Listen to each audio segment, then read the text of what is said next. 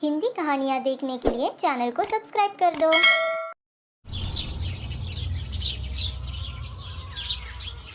एक दिन लाडो जंगल में घूम रही थी।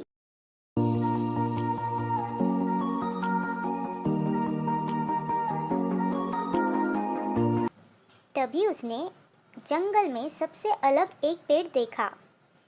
तभी वो उस पेड़ से पूछती है, पेड़ जी, आप इस जंगल में सबसे अलग दिख रहे हो, क्या मैं सही कह रही हूँ?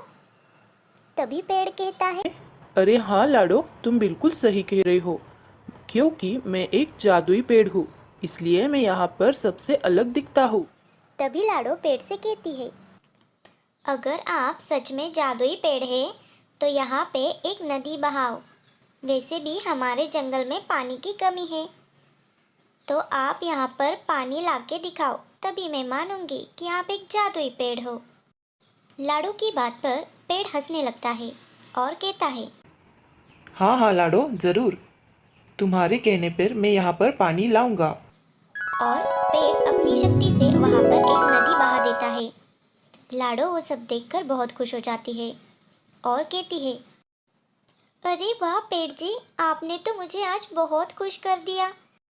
अब मैं जल्दी से मेरे दोस्तों को जंगल में जाकर ये बात बताती हूँ। तभी पेड़ लाडो से कहता है, अरे लाडो, लेकिन ज़रा संभाल कर, क्योंकि अगर मेरी शक्ति का कोई गलत इस्तेमाल करेगा तो मेरी शक्तियाँ खत्म हो जाएगी। हाँ हाँ पेड़ जी, आप बिल्कुल चिंता मत करो, मेरे दोस्त बहुत अच्छे हैं, मैं सिर्फ उन्हीं को बताऊंगी। ऐसा कहकर लाडो वहाँ से चली जाती है। लाडो अपने दोस्त कौवा और सोनी चिड़िया के पास चली जाती है और उन दोनों को बताती है, अरे तुम्हें पता है, हमारे जंगल में एक जादुई पेड़ है। उसने हमारे जंगल में पानी की जो कमी थी वो भी पूरी कर दी। अरे वाह, ये क्या कह रहे हो तुम लाडो?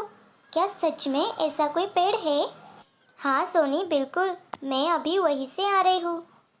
अरे मैं नहीं मानता ऐसा कोई पेड़ होगा, मुझे तो विश्वास ही नहीं है। लाडो तो कुछ भी कह रही है। अरे नहीं कौवे भैया, मैं झूठ क्यों बोलूँगी? चलो आप मेरे साथ, मैं तुम दोनों को भी दिखाती हूँ। ऐसा कहकर लाडो उन दोनों को जादुई पेड़ के पास लेकर चली जाती है। तभी सोनी चिड़िया पेड़ से कहती है, पेड़ जी, मुझे एक बहुत ही खूबसूरत सा घोंसला दे दो। तभी पेड़ अपनी जादुई शक्ति से एक घोंसला वहां पर प्रकट करता है। सोनी चिड़िया ये सब हो जाती है। कौवा मन ही मन में सोचता है, अरे, इस पेड़ को मैंने पहले क्यों नहीं देखा। मैं अभी इन दोनों के सामने इसे कुछ नहीं मांगता, रात में आकर इस पेड़ से मैं मांगूंगा। वो तभी कहती है, अरे कौवे भैया, क्या आपको कुछ मांगना है? तभी कौवा कहता है, अरे नहीं नहीं लाडो, मैं क्या मांगूंगा, मेरे पास तो सब कुछ है, मुझे कुछ नहीं मांगना है। तीनों वहां से चले जाते हैं। रात में कौवा उस पेड़ के पास आ जाता है और उस पेड़ से कहता है, अरे ओ जादुई पेड़, मुझे बहुत सारा अनाज दे दो। तभी पेड़ अपनी जादुई शक्ति से कौवे को बहुत सारा अनाज दे देता है। अरे वाह, इसे तो मैं बाजार में जाकर बेचूंगा और बहुत अमीर हो जाऊंगा। इस पेड़ के बारे में मुझे पहले ही पता होना चाहिए था। खैर, कोई बात नहीं, मैं अभी जाकर ये सब अनाज बेच देता हूँ। पेड़ कौवे की बात सुन लेता है और कहता है, रुको, तुम मेरी दी हुई चीज़ों का गलत इस्तेमाल नहीं कर सकते, नहीं तो मेरी शक्ति खत्म हो जाएगी।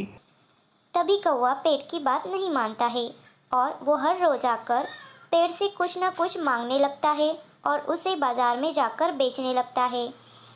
कुछ दिन बाद पेड़ पूरी तरह से सूख जाता है और उसकी सारी शक्तियाँ खत्म हो जाती है।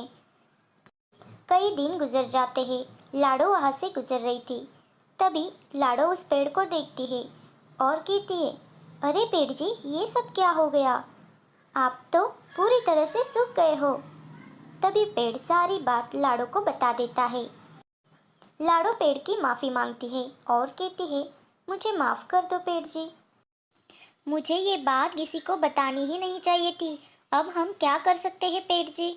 तभी पेड़ कहता है, लाडो, तुम्हारे कहने पर जो मैंने नदी बहाई थी, उस नदी का पानी अगर तुम लाकर मुझ पर छिड़क दो तो मैं पहले जैसा हरा भरा हो जाऊंगा और मेरी जादुई शक्तियाँ भी वापस आ जाएगी। तभी लाडो उस नदी से पानी लेकर पेड़ पर छिड़क देती है और पेड़ फिर से हरा भरा हो जाता है।